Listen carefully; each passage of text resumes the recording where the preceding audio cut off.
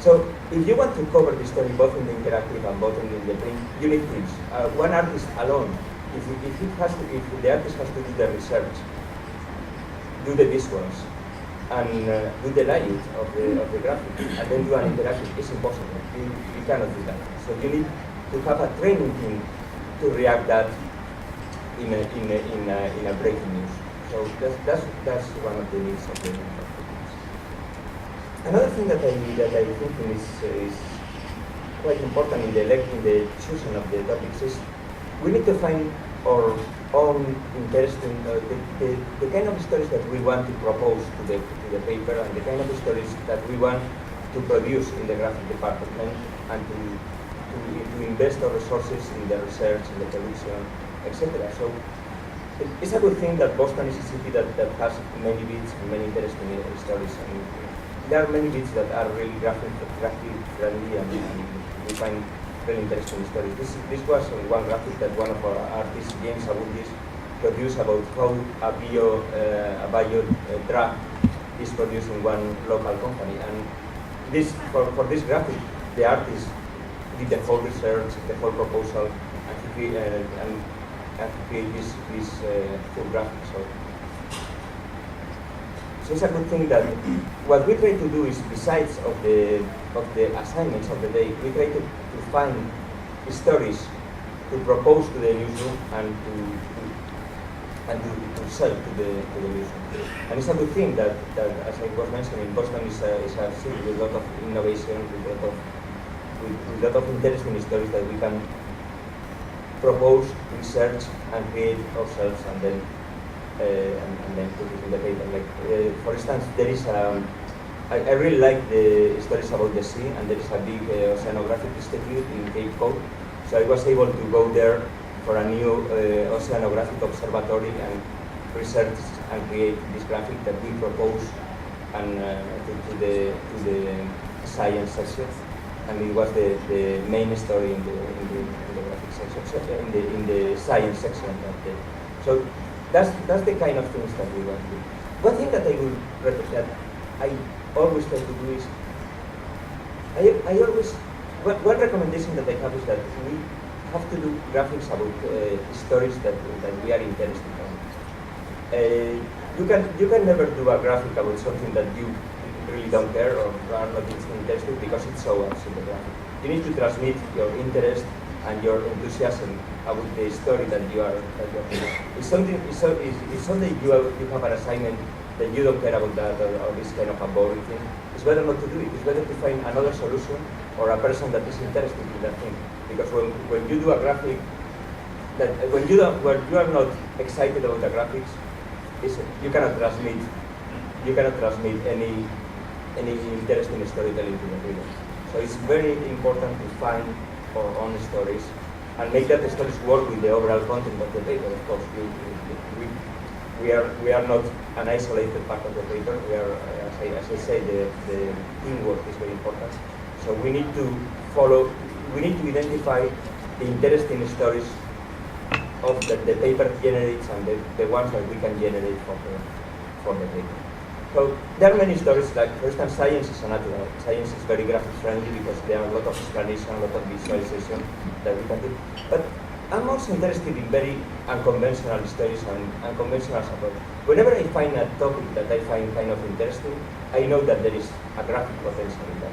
For instance, this was a story about, it was a minister that she has a blog for women ministers about fashion, how women ministers should dress when they are at the church. And I find this story amazing. I mean, it's awesome. It doesn't look like, naturally, it doesn't seem a candidate for a graphic. It seems a candidate for a photo or for a live in arts or whatever, but I think that this story was amazing.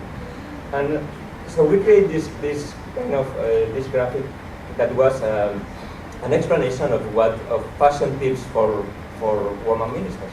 And actually this is the print version, but I think we create an interactive version that I think is much more interesting. Daigo Fujiwara, that is one of our artists who's really good at Flash.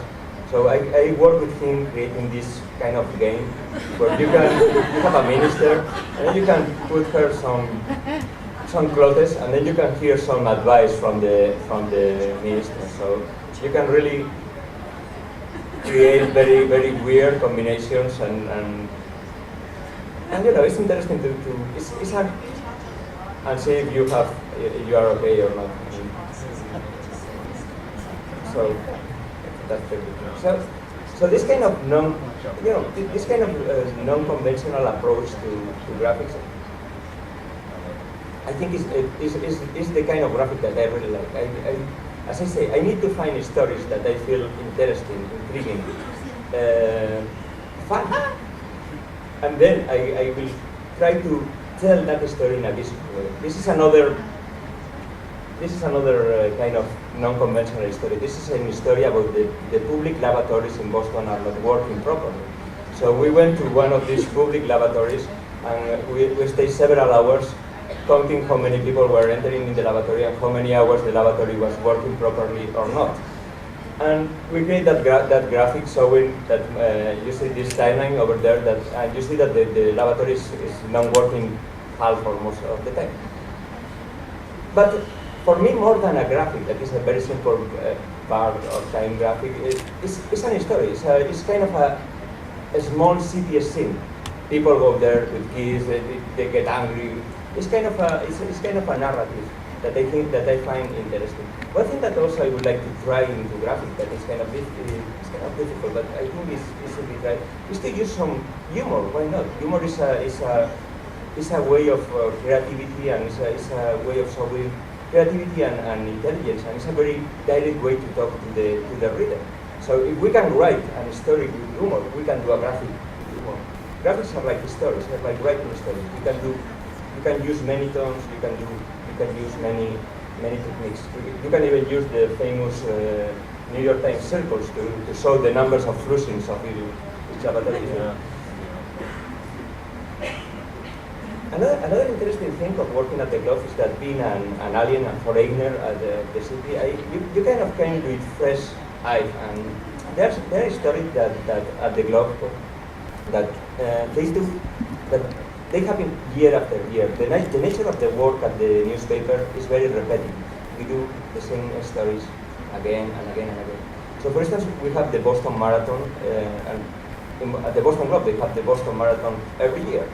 And usually, in the past, they have took a very, I would say, scientific approach. So they did great maps, talking about the minutes, the time, the inclination, whatever. And I think it's interesting to see, to approach a story with new eyes and see, okay, what's this particular story for me?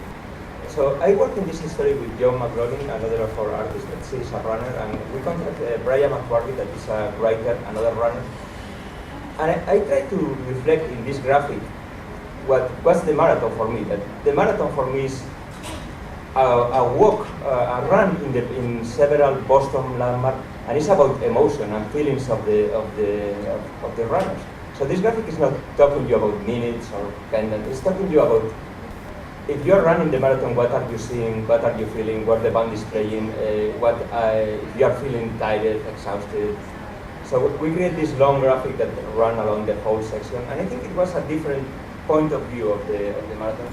One of the sometimes I have heard that people critique the graphics saying that they are kind of cold and kind of they push the reader far away. They have like a very elevated point of view, and I try to get the graphic closer to the reader and get a similar point of view to the reader.